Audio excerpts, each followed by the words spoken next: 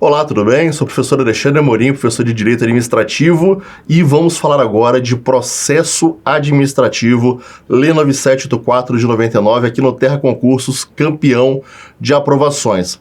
Antes de mais nada, essa é uma lei federal, que ela se aplica ao âmbito da União, mas o próprio Supremo Tribunal Federal já disse que ela pode também ser aplicada aos estados e municípios, quando os estados e municípios, e Distrito Federal também, não possuírem normas próprias de processo administrativo, tá? Que é o que acontece no mais das vezes. A maioria dos municípios, por exemplo, não tem uma lei específica de processo administrativo para falar como que o processo se desenrola do início ao fim e acaba utilizando a própria Lei 9784 de 99. Então ela é uma lei que você vai ver que ela foi toda pensada por um plano federal, por um plano da União, uma esfera federal, mas ela acaba sendo aí na prática utilizada em todas as esferas e é por isso que está também no seu programa, está no teu estudo aí, tá bom? É uma lei que traz 70 artigos, você fala assim, caramba, 70 artigos, mas é óbvio que a gente vai aqui exatamente em cima daquilo que você precisa para o teu concurso, ok? Relaxa aí. E a gente não pode escapar um pouco da leitura, tá? Então, eu vou partir sempre do texto legal, sempre do texto da Lei 9784, mas eu vou te explicando os termos, vou te dando as dicas, falar cuidado com essa expressão, cuidado com esse prazo, isso aqui cai muito, cuidado, não confunda com tal coisa, tá? Então, vai ser aquela leitura pegando na mãozinha, aquela leitura guiada mesmo, aquela palavra amiga para você, para te ajudar, então, a te conduzir desde aqui dessa aula que você está assistindo aí, às vezes de manhã, de tarde, de noite, de madrugada, às vezes, sei lá, no ônibus, no intervalo do seu trabalho, mas para dar esse fruto que você tanto espera aí de caminhar contigo até o nome na lista, até a aprovação que você tanto deseja, tanto merece e vai ter. Então, para isso, sem mais delongas, vamos começar aqui então. Fiz todo o mapeamento para você da norma, no títulozinho aqui do slide eu sempre coloco o que a gente vai ver, tá? Então você percebe que logo de cara, nos artigos iniciais, a lei vai falar do seu âmbito de aplicação. Ela vai dizer do que ela trata e a quem ela se aplica, o que, aliás, é o certo de toda lei.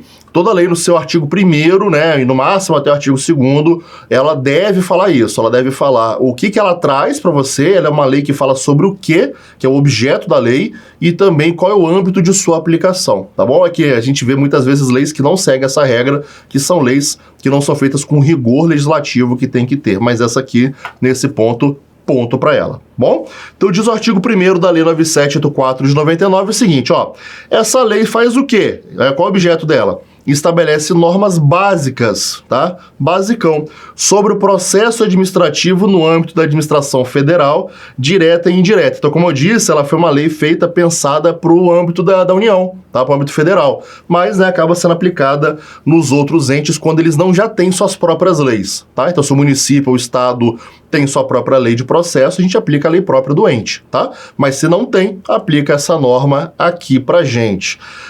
Lembrando, que ela é uma norma básica sobre o processo administrativo. Então, eu posso ter outras leis específicas? Tenho. Por exemplo, muita gente confunde essa lei aqui com processo administrativo disciplinar.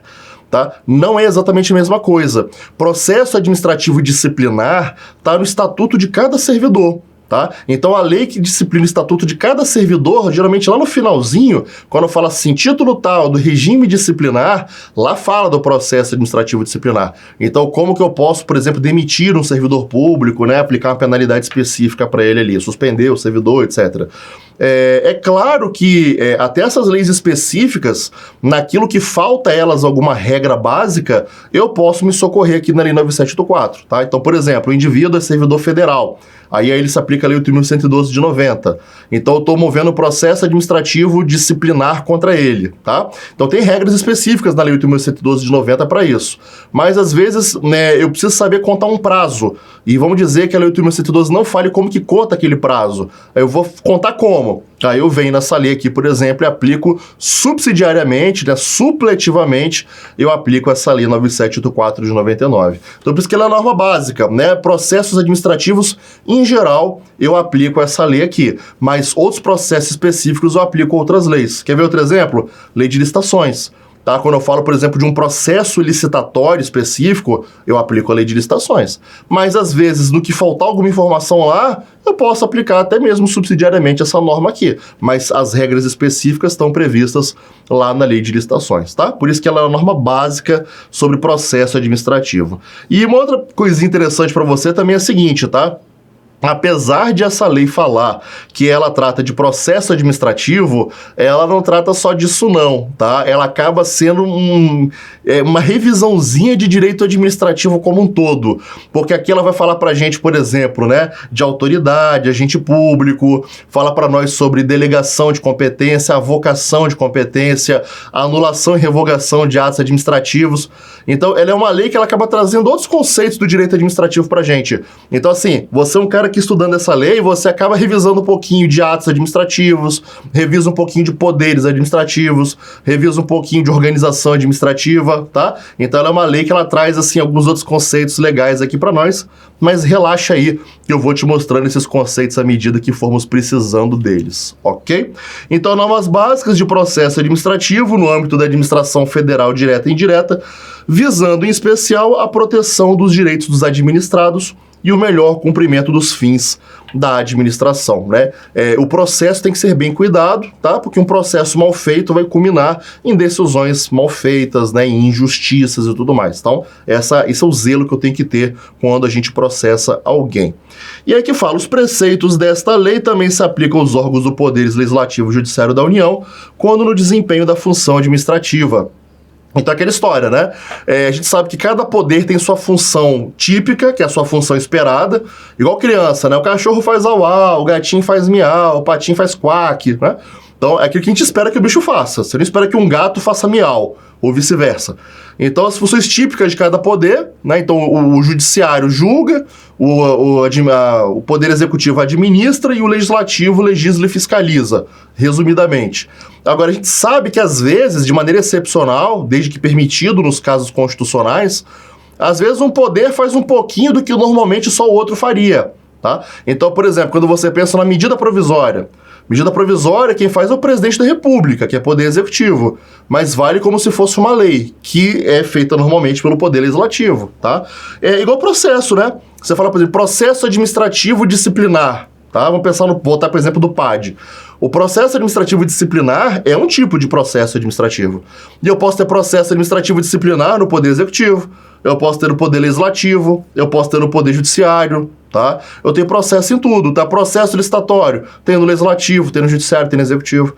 Então ele está dizendo o seguinte, processo administrativo, essa lei de processo administrativo, ela não se aplica só ao Poder Executivo. É porque normalmente quando eu penso em processo administrativo, eu penso no Poder Executivo, né? Tipicamente é uma coisa do Poder Executivo. Mas de maneira atípica, eu também aplico ao Poder Legislativo e Judiciário da União.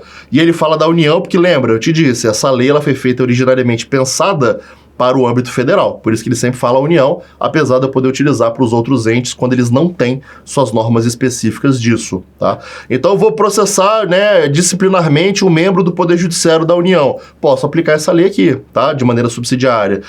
Vou, por exemplo, né, fazer um processo lá no Poder Legislativo. Aplico subsidiariamente essa norma aqui também, tá bom? Então essa norma ela fala de processo. Processo disciplinar, não especificamente dele, mas também de maneira subsidiária se aplica. É qualquer tipo de processo. Eu, por exemplo, trabalhei no Poder Legislativo também, no administrativo, né? Eu era assessor, na verdade, jurídico. E todo projeto de lei, quando tramita dentro de um processo, tá? Então abre-se um caderno processual, aí bota lá dentro o projeto de lei na sua minuta, coloca a justificativa dele, outros documentos, né? Então tem todo um protocolo processual ali dentro, até aquele projeto de lei um dia virar uma lei, ser promulgada e publicada no Diário Oficial. Então quais são as regras que se aplicam ao trâmite desse processinho aí? Essas regras aqui, por exemplo. Legal? Vamos lá. Para os fins desta lei, consideram-se... Vamos lá, o que é órgão? Tá? Essas perguntinhas aqui caem muito em prova, essa bobeirinha, tá? Muito, eles confundem um com o outro. Pode ser, a órgão, né, é a unidade de atuação que tem personalidade jurídica. A entidade é a unidade de atuação que integra a administração direta. Sacou? Troca esses caras de lugar. Então, vamos ver. O que é órgão, entidade e autoridade? Vou te explicar de um jeito que vai ficar simplão de você lembrar. Órgão é a unidade de atuação integrante da estrutura da administração direta e da administração indireta. Calma que eu vou te explicar melhor. Entidade é a unidade de atuação dotada de personalidade jurídica. Tá. E a autoridade é o servidor ou agente público que tenha poder de decisão. Vamos entender então o seguinte, né? O que é órgão, entidade e autoridade? Bem, a autoridade é sempre uma pessoa, né? A autoridade é uma pessoa. Só que o que difere a autoridade de um servidor público comum, digamos assim, tá? Porque a autoridade também é um servidor, tudo bem? Mas eu costumo dizer, para você nunca mais esquecer, que a autoridade, ela é como se fosse, digamos assim, um servidor VIP, tá? Um servidor VIP. É como, né? É como diz o pessoal daquele time, que é só time de elite, é outro patamar. Agora quem não for, né, desse time vai ficar incomodado, né? É outro patamar. Então esse agente público aqui, vamos lá, presta atenção. Então esse agente público aqui, ele é um servidor VIP. Por que ele é um servidor VIP? Porque ele é um servidor Plus. Ele é um servidor 2.0, tá? Ele é um servidor ali, né, versão, né, Herbert Richards. Ele é um camarada que ele tem um pouquinho a mais, tá? Porque, por exemplo, eu quando era servidor, eu só era servidor. Eu nunca cheguei a essa autoridade, né? Pelo menos não ainda, tá? Mas, por exemplo, se eu fosse nomeado secretário de alguma pasta, aí eu seria autoridade. Tá bom? Prefeito, seria autoridade. Porque o que difere o servidor da autoridade é que a autoridade não deixa de ser um servidor, mas eu brinco dizendo que ele é um servidor VIP, tá? Porque, na verdade, ele é dotado de poder de decisão. Ou seja, ele é o cara que tem a caneta na mão. Ele é o cara que pode dar a canetada, ele pode aprovar. Então, por exemplo, uma certa vez, uma médica, ela queria receber um benefício que não podia receber. E aí o meu chefe, ele não era da área do direito, ele perguntou pra mim, e eu falei, olha, chefe, infelizmente eu até concordo que ela deveria receber, mas a Constituição Federal, interpretada pelo Supremo Tribunal Federal nesse caso específico, eles dizem que não pode. Eu até acho injusto, mas não tem como, não dá, não pode, tá? E aí ele negou, né? Se eu tivesse dito que podia, por exemplo, ele confiaria em mim, ele teria dado esse benefício, por exemplo, pra essa médica. Então, eu não tinha caneta. Eu, no máximo, dava o quê? Eu dava diretriz pra ele, mas ele poderia até decidir discordando de mim. Eu poderia falar, chefe, olha, o entendimento é que não pode. Ele falou, olha, Alexandre, infelizmente eu vou ter que fazer. Dá a canetada e faz. Ok, ele tem a caneta, tá? Então, o gestor é quem tem o poder de decisão. E esse gestor com poder de decisão, a lei chama de autoridade. Legal. Quando a gente fala de pessoa jurídica e órgão, o negócio fica mais fácil ainda, tá? O que é pessoa jurídica, Alexandre? Pessoa jurídica é um indivíduo que tem direitos e obrigações, tá? Então, por exemplo, União, Estados, municípios, Distrito Federal, da administração direta. Pode ser também autarquias, fundações públicas, empresas públicas, sociedades de economia mista. Esses caras são pessoas jurídicas, tá? Eles têm direitos e obrigações. Agora, por exemplo, se essa caixinha aqui fosse, vamos botar aí, sei lá, uma autarquia, tá? Um instituto de previdência aí do município ou da União, não sei. O que eu teria aqui dentro? Eu teria um órgão, que é o órgão da diretoria. Vamos imaginar que isso aqui é o INSS, tá? INSS. INSS é uma autarquia do Poder Executivo Federal. Então eu tenho a diretoria, aí abaixo da diretoria, por exemplo, eu tenho, sei lá, 3 gerências, tá? 3 gerências aqui. Aí dentro dessa gerência eu tenho, sei lá, né, um departamento específico. Aqui eu tenho 2 departamentos, aqui eu tenho 3 departamentos, tá? E por aí vai. Então, cada uma dessas bolinhas aqui dentro de uma pessoa jurídica é um órgão. Tá? Então a diretoria é um órgão, a gerência é um órgão, o departamento é um órgão e tem vários órgãos aqui dentro. Tá? Então o órgão, ele está sempre dentro de uma pessoa jurídica, sempre dentro de uma pessoa jurídica.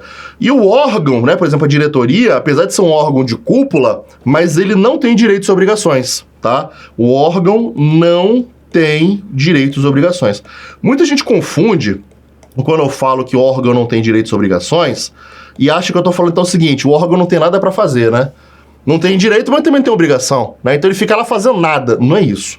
Quando eu falo que o órgão não tem direitos e obrigações, é diferente de dizer que o órgão não tem atribuição. Não existe isso, eu não crio um órgão sem atribuição. Até porque dentro de um órgão tem pelo menos um agente público. E eu não posso ter um agente público que não faz nada, né? Qual a atribuição desse agente público? Ele é fiscal de parede, ele fica olhando para a parede assim, ó, a parede mexeu, né? Não existe isso, tá? Todo agente público, ele tem alguma atribuição, logo, todo órgão vai ter alguma atribuição. Quando eu falo que não tem direitos e obrigações, o órgão não tem direitos e obrigações, diferente da pessoa jurídica que tem direitos e obrigações, é no seguinte sentido, a pessoa jurídica, tá? Ela pode demandar e ser demandada em juízo, já o órgão não pode. Traduz melhor, Alexandre. Eu posso processar uma pessoa jurídica, e a pessoa jurídica pode me processar. Mas não dá para fazer isso em um órgão, tá? Eu não posso processar um órgão e o órgão não pode processar ninguém, tá? Existe um caso de um órgão que processou, mas é muito específico, não vou entrar nesse mérito. Bom, eu vou para as questões de prova que são que caem para nós aqui. Então o órgão não processa ninguém, nem é processado. A pessoa jurídica sim, tá? Vamos fazer uma analogia com o corpo, vai imaginar? Eu, Alexandre, vou lá, dou um tapa em alguém.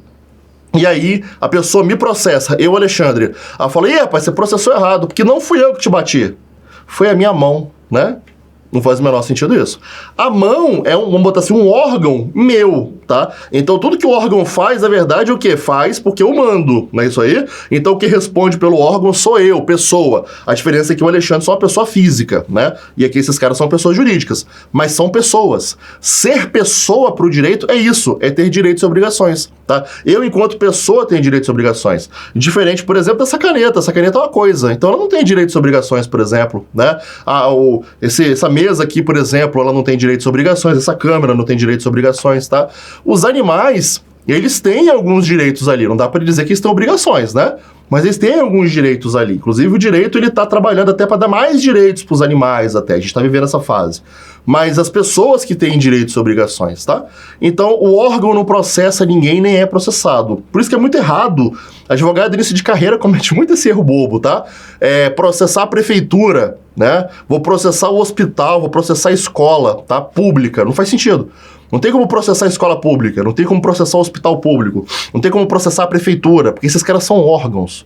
Então você tem que processar a União, processar o Estado, processar o município. Essa escola pública é o quê? Estadual, processa então o Estado. Essa prefeitura é o quê? Do município, então processa o município, tá? Essa escola é o quê? Essa escola é federal, então processa a União, entendeu? Então isso que quer dizer. Então, quando a gente volta, a gente percebe o seguinte, né? O que é o órgão, tá? O órgão é essa unidade de atuação que integra a estrutura da administração direta ou indireta. Eu até te dei exemplo de um órgão dentro de um cara da indireta, que é uma autarquia. Meu exemplo foi até aqui. Mas poderia ser da União, por exemplo, do Estado, do município, tá? Agora, a entidade, falou que a entidade é porque tem pessoa jurídica, tem personalidade jurídica. Aí ela tem o quê? Obrigações e direitos aqui. Legal? Essa que é a diferença. Então, muito cuidado que a banca gosta de trocar esses conceitos de lugar. É só pensar, entidade tem personalidade jurídica, tá? Autarquia, fundação, união, município, estado, tem personalidade jurídica, tá? Então, eles são entidades, tá bom? E já os órgãos estão dentro dessas entidades aí e não tem personalidade jurídica, apenas são uma unidade de atuação.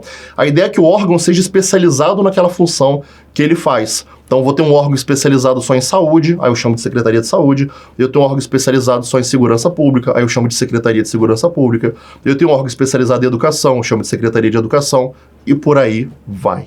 Ok? Vamos continuar, então, dar sequência à nossa vida. Artigo 2º fala de princípios, também questãozinha batidona, cai muito em prova, tá? É questãozinha besta, mas cai muito em concurso público para você saber quais são os princípios que estão aqui.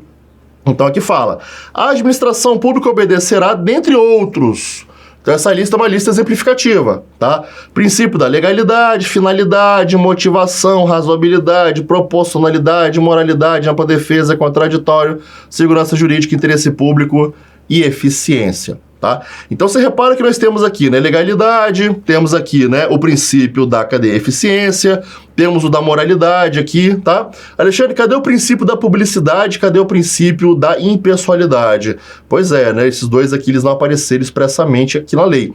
Isso quer dizer então que eu não aplicaria o princípio da impessoalidade, o princípio, por exemplo, da publicidade para esses caras aqui e tal? Não, não quer dizer isso. Essa lista é uma lista exemplificativa. Ele está falando que a gente vai aplicar para a administração pública, dentre outros, esses princípios aqui, tá? Então não é porque não tem, por exemplo, outros expressamente dispostos aqui, que eu não vou aplicar, por exemplo.